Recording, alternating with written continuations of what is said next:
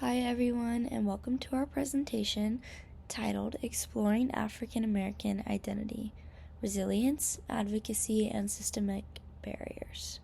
I'm Bailey, and I'm excited to share what we've learned through this project. For this presentation, we explored African American cultural experiences using three sources: an interview with Jay, a TED Talk by Brian Stevenson, and a scholarly article from the National Library of Medicine. Together, these helped us understand cultural identity and the challenges caused by systemic racism and hopes for change. So, our interviewee Jay is a realtor. She's very passionate about culture and community. She spoke openly about the stereotypes that still affect African Americans today, things like being seen as unintelligent or lacking etiquette. Um, but she also emphasized the pride she takes in her heritage, her family traditions, and the deep resilience within her community.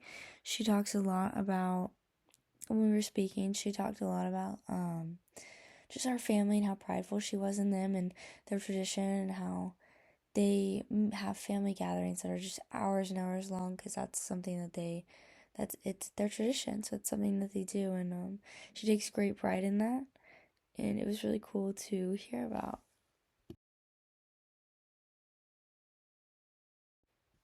When it came to advocacy, Jay brought up key moments in history. She brought up quite a few.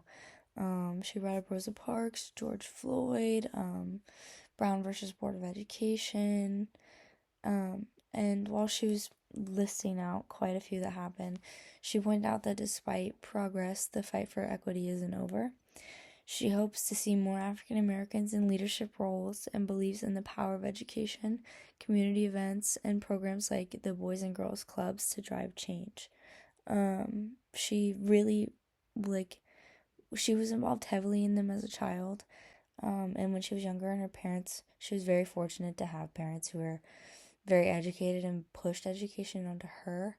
And she says that the most she can ever hope for is for people in her community to become just as educated as she is, or even further than that. And yeah.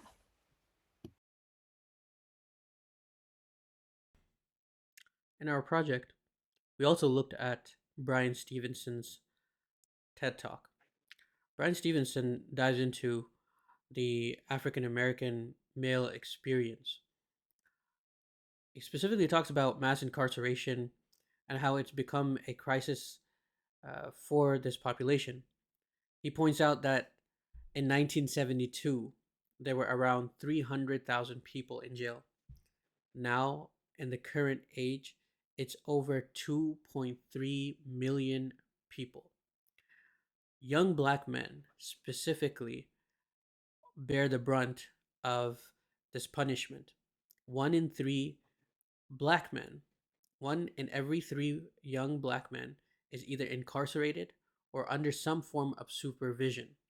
This is a powerful and troubling statistic that highlights how justice in America isn't always applied equally.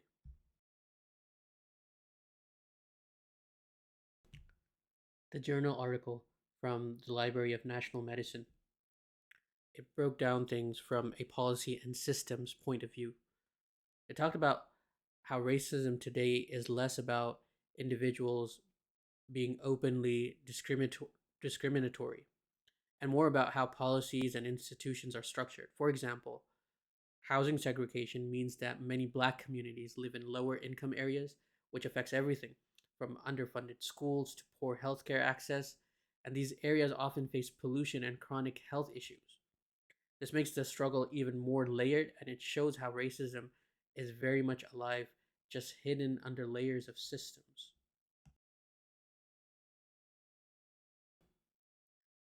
When we reflect on the information gathering process, really this project, they challenged us to reflect on our own understanding.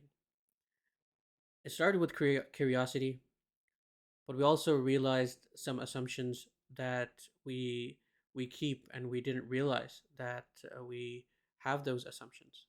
By actively listening to Jay and diving into these resources, we learn to approach the matter with empathy instead of judgment.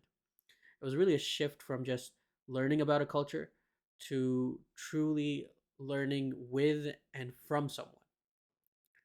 We try to stay open, humble, and aware of our own position in the conversation throughout. We also learned about different stages of intercultural development in class, like denial, defense, minimization, and moving towards acceptance and adaptation. We could actually see ourselves moving through those stages, and we gained a deeper appreciation of how complex identity can be, especially when it's shaped by things like race, history, and social systems.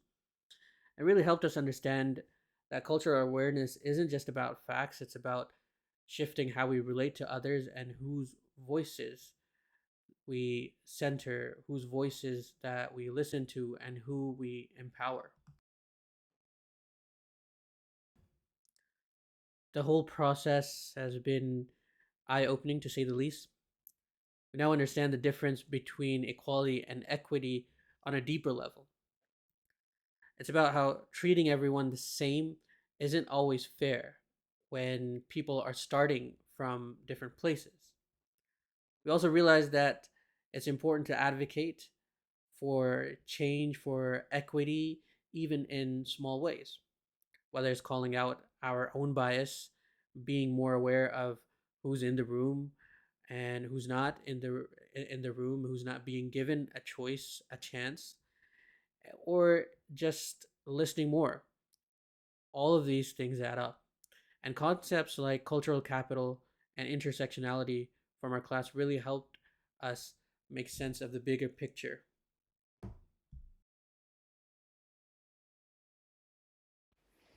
Thanks so much for listening to our presentation. We hope it sparks some reflection and conversations. We're looking forward to reading your thoughts on the discussion forum and continuing this learning journey together. Thank you guys so much.